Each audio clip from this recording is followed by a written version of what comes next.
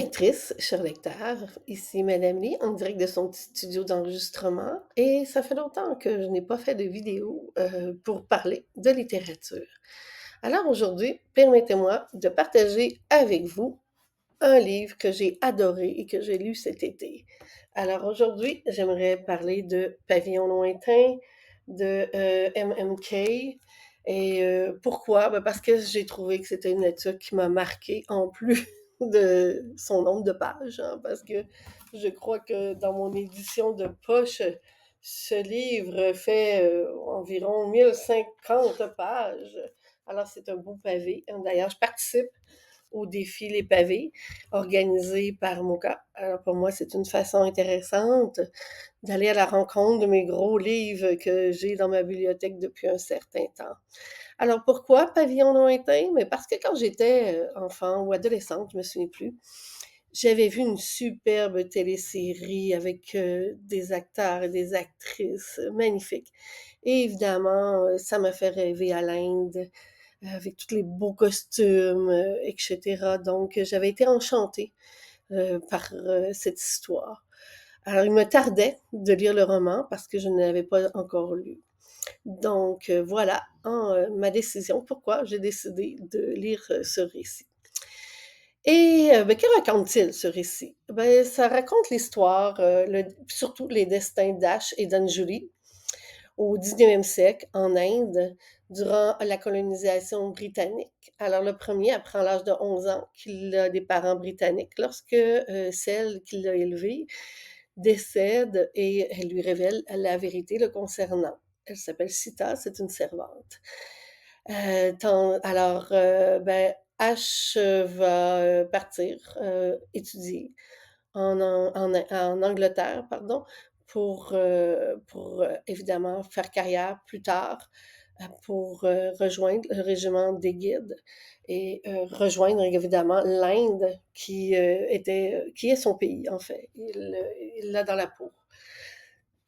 Alors c'est là qu'il va être amené à faire des missions et ses supérieurs vont douter de lui parce que bon, il doute qu'il soit trop fidèle envers les hindous et en même temps, ben, c'est ça, quand ça fait leur affaire, ben, ils vont tout simplement l'utiliser parce qu'il sait se fondre dans la foule, puis évidemment, il parle leur langage. Alors pour ses supérieurs, c'est un double défi. Mais plus que ça, ils vont l'envoyer dans une mission pour accompagner deux princesses hindoues, loin de la frontière britannique, loin de la frontière de l'Afghanistan, pardon, et bon, des gens de qui il était devenu un peu trop proche.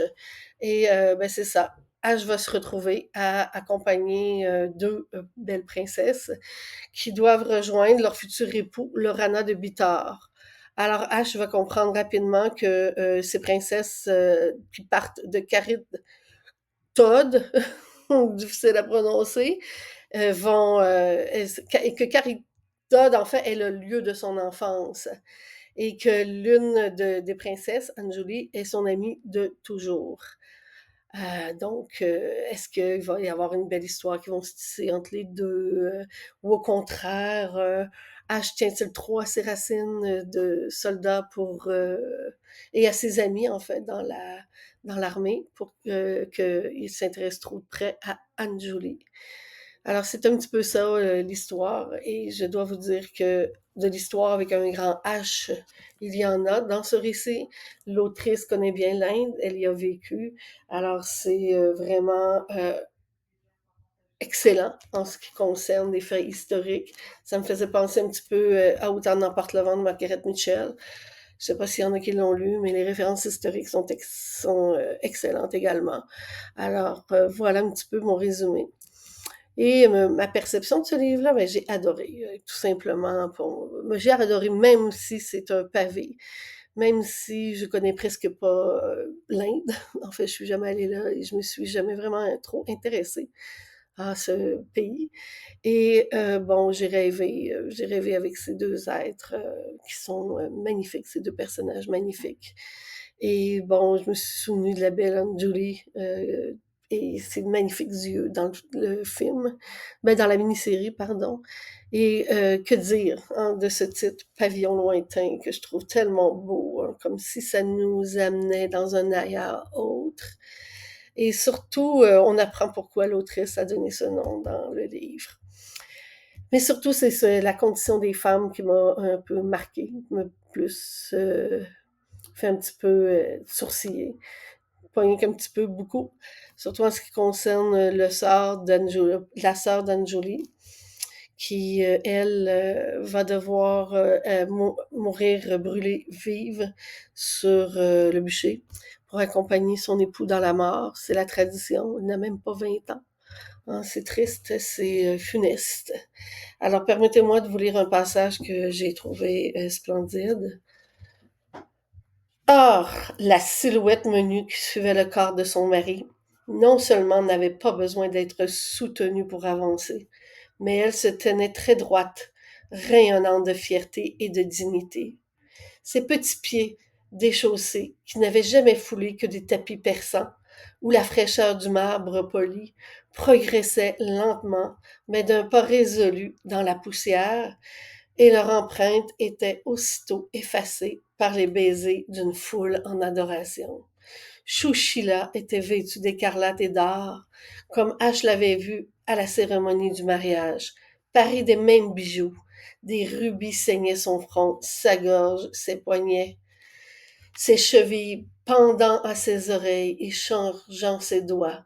Mais cette fois, elle ne portait pas de sari et sa longue chevelure dénouée, comme pour sa nuit de noces, coulait superbement sur ses épaules.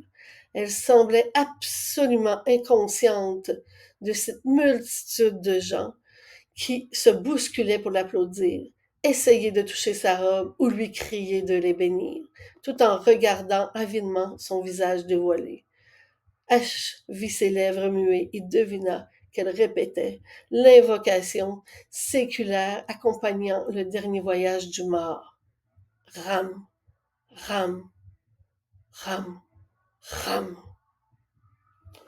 Incroyable, hein? Alors, j'ai adoré ce livre. Je vous le recommande fortement. C'est un classique pour moi qui va traverser le temps tellement il est beau. Et bon, je rêve maintenant de ces belles contrées nuages avec de la neige, parce que on en voit aussi dans ce livre. De la neige, du sable, des tempêtes, enfin tout ce que vous voulez. Donc, c'était Madame Lee, en direct de son petit studio d'enregistrement, qui voulait absolument vous parler d'une lecture qui l'a marquée durant cet été 2025. Et vous, y a-t-il un livre qui vous a marqué cet été? Bien à vous, Madame Lee.